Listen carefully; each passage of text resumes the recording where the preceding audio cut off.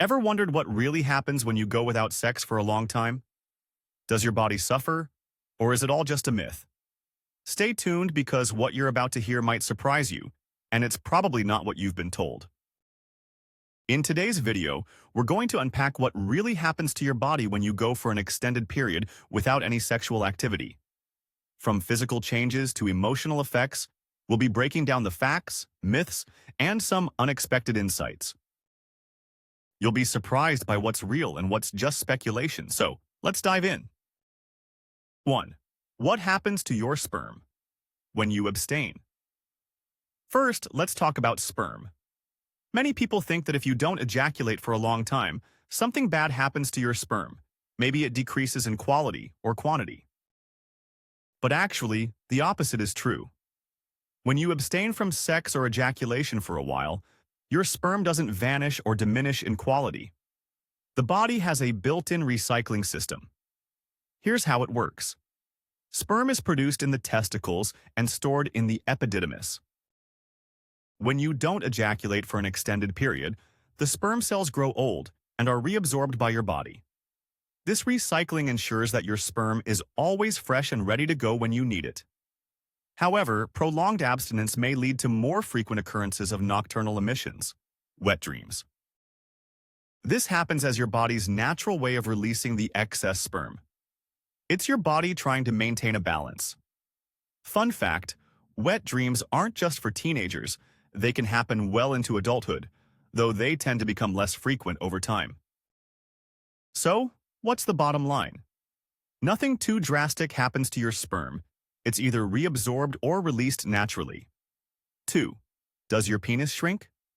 Another common question is whether abstaining from sex can cause a reduction in the size of your penis. The short answer, no, not really. There's no scientific evidence to suggest that your penis will shrink simply because you're not sexually active.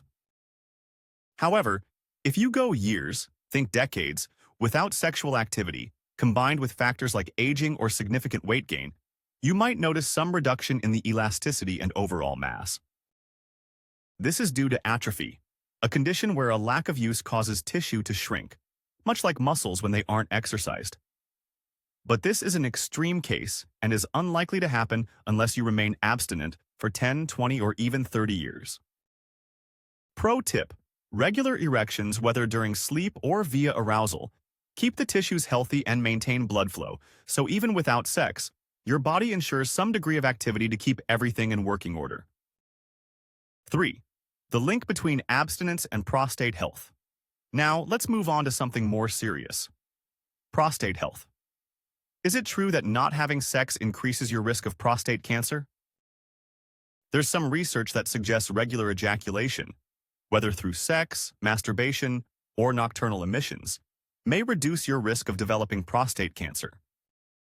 One large study involving over 30,000 men found that those who ejaculated more than 21 times per month had a lower risk of prostate cancer compared to those who ejaculated less frequently. The theory is that ejaculation may help flush out toxins that could contribute to prostate problems, such as benign prostatic hyperplasia, BPH, or prostate cancer. While this research is promising, it's important to note that the evidence isn't conclusive. More studies are needed to fully understand the relationship between ejaculation frequency and prostate health. But in the meantime, if you're sexually active and ejaculating regularly, you might be giving your prostate some added protection. 4. Does abstaining affect testosterone levels? Another area of interest is the impact of sexual activity, or lack thereof, on testosterone levels. Testosterone is a hormone that plays a key role in male health, affecting everything from muscle mass to mood and libido. Some studies suggest that regular sexual activity can help maintain healthy testosterone levels. But when you abstain for long periods, there's conflicting evidence about what happens. Some research indicates that testosterone levels might dip slightly due to reduced sexual stimulation, while others claim there's no significant change. However, testosterone isn't the only hormone affected by sexual activity. Oxytocin, the love hormone, and dopamine, the feel-good hormone, are released during sex and play a crucial role in bonding, emotional well-being, and stress reduction. So, while abstaining may not have a massive impact on testosterone, it could affect your mood, leaving you feeling more isolated or even lethargic over time.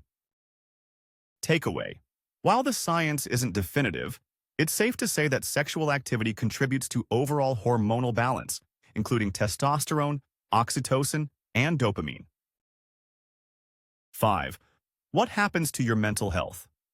There's no denying that sexual activity has a strong emotional component. Regular intimacy can improve your mood, strengthen relationships, and boost self-esteem. So, what happens to your mental health when you go without sex for an extended period? For some, abstaining can lead to feelings of loneliness, isolation, or frustration, particularly if they're not receiving any physical affection or touch.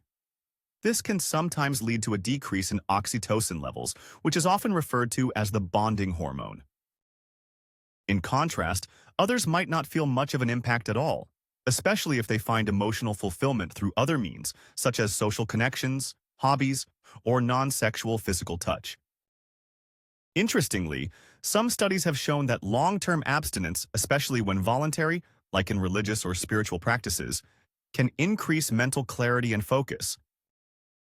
People who abstain may also experience a sense of control over their sexual urges, which can lead to personal growth or even increased productivity. Conclusion for mental health. It varies.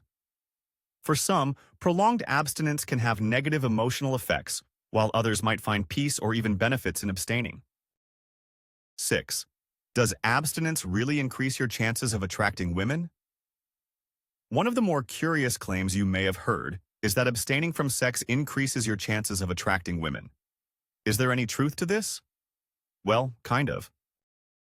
There are studies that suggest after a period of abstinence, there's a slight increase in the production of X chromosome sperm, which could theoretically increase your chances of fathering a girl. But the increase is minimal, around 2%. Scientifically significant? Yes. Practically significant? Not so much.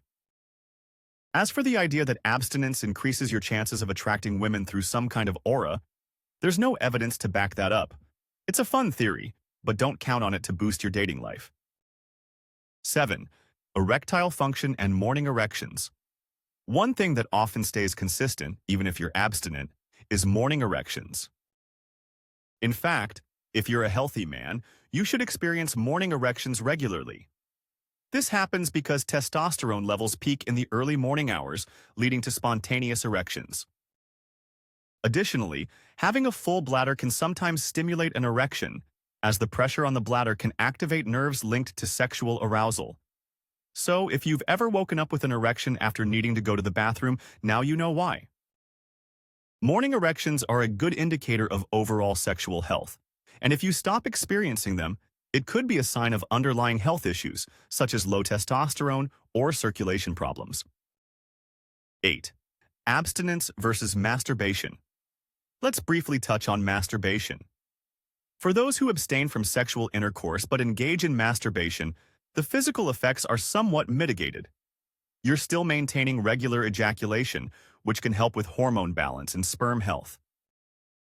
However, excessive masturbation can be habit-forming, leading to desensitization and potentially affecting your mental health. Remember, moderation is key. Masturbation isn't inherently bad for you, but overdoing it can lead to a cycle where your brain's reward system craves more, leading to compulsive behavior.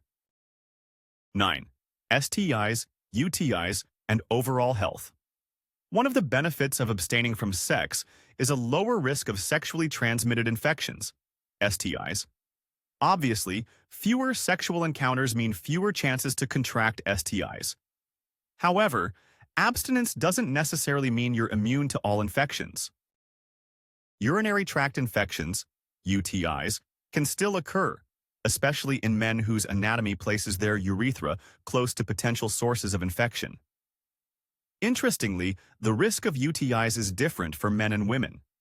Men tend to get UTIs through sexual contact, so abstinence reduces the likelihood.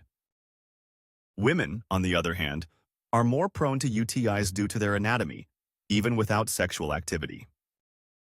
10. Closing thoughts. So, what happens when you go a long time without sex?